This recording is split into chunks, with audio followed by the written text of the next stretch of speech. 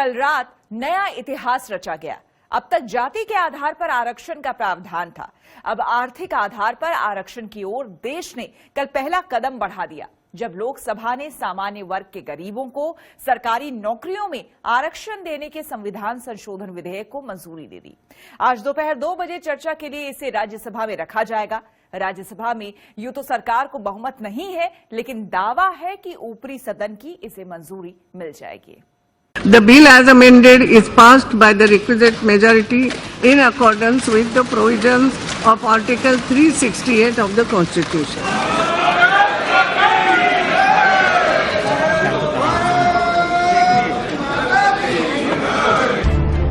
हिंदुस्तान की सियासत का ऐतिहासिक दिन। लोकसभा ने जैसे ही भारी बहुमत से सामान्य वर्ग के आर्थिक रूप से कमजोर वर्ग को नौकरियों में आरक्षण का संविधान संशोधन प्रस्ताव पर मुहर लगाई, कई शहरों में जश्न छा गया।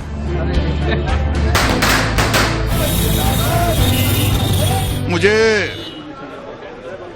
खुशी है कि आज ऐतिहासिक दिन 8 जनवरी 2019 को समाज के उस वंचित वर्ग को, जो गरीब हैं आर्थिक दृष्टि से, उन्हें आरक्षण मोदी जी ने दी है।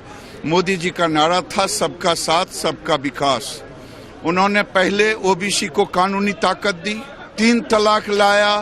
अब जो 72 साल से नजर गड़ाए थे कि कोई राजनीतिक दल हमारी गरीबी को तो देखे, हमें भी न्याय मिले। अब सबसे आग्रह है that if you are supporting this, don't be grudging in your support, be wholehearted. This bill is a fraud on the constitution.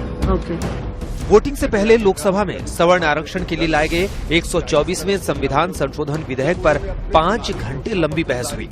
विधेयक पर जब वोटिंग हुई तो इसके समर्थन में 323 वोट पड़े, जबकि महज 3 सांसदों ने इसके खिलाफ मतदान किया। कुल 326 सांसदों ने मतदान किया था। बिल में सभी संशोधनों को बहुमत से मंजूरी दे दी गई। मोदी जी ने पौने 5 वर्षों में जो ऐतिहासिक निर्णय किए हैं, जिन निर्णयों के कारण देश में गैर बराबरी समाप्त हो रही है, गरीबी लोगों के जीवन स्तर में बदलाव आ रहा है, देश आगे बढ़ रहा है, उस दिशा में मोदी जी के बढ़ने का साहस है, तो वो इस दिशा में भी बढ़े और उनके पुरुषार्थ और साहस के कारण यह निश्चित रूप से बिल आज लोकसभा में पारित हो। प्रधानमंत्री नरेंद्र मोदी और अमित शाह ने सवर्णों का कोटा बिल पास होने को ऐतिहासिक घटनाक्रम बताया है। मोदी ने ट्वीट किया, हम सबका साथ सबका विकास की नीति पर पूरी तरह कटिबद्ध हैं। ये हमारी सुनिश्चित करने की कोशिश है कि हर गरीब, चाहे वो किसी भी जाति या संप्रदाय का हो, वो गरिमापूर्ण जिंदगी जिए और उसे सभी संभव अवसरों का लाभ मिले। हमने कहा ना, all well that ends well. मुझे बहुत आज संतोष मिल रहा है। पूरा दिन अच्छी चर्चा चली, सबने बहुत अच्छा सहयोग दिया। सवाल आखिरी दिन या पहले दिन का नहीं होता, सवाल करने का होता है, और वो आज कर दिखाया है। That is something. लोकसभा से तो विधेयक को मंजूरी मिल गई, लेकिन अब सरकार की असली परीक्षा राज्यसभा में है, जहां आज 2 बजे इस पर चर्चा के लिए रखा जाएगा। सरकार को यकीन है कि ये इम्तिहान वो आसानी से पास कर लेगी। मैं पूरी तरह से आश्वस्त हूं कि राज्यसभा में भी ये पारित होगा। राज्यसभा में भी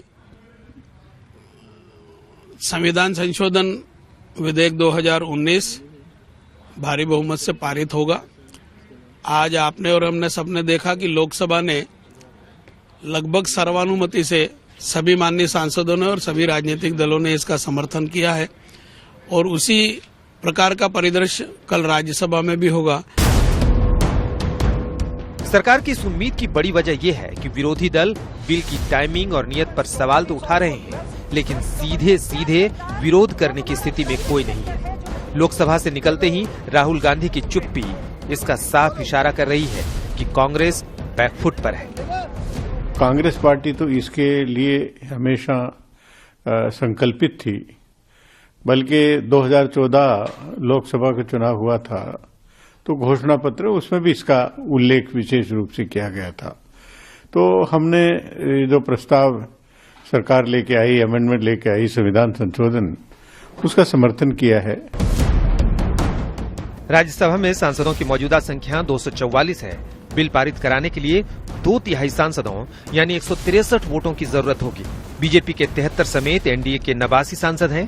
कांग्रेस, एनसीपी, बीएसपी, एनसीपी और आप ने इसका सैद्धांतिक रूप से समर्थन किया है। अगर ये सारी पार्टियां वोटिंग में शामिल हुई तो बिल के समर्थन के लिए जरूरी 163 वोट हासिल हो जाएंगे। संजय शर्मा और जितेंद्र बहादुर सिंह के साथ हिमांशु मिश्रा, दिल्ली, आज तक।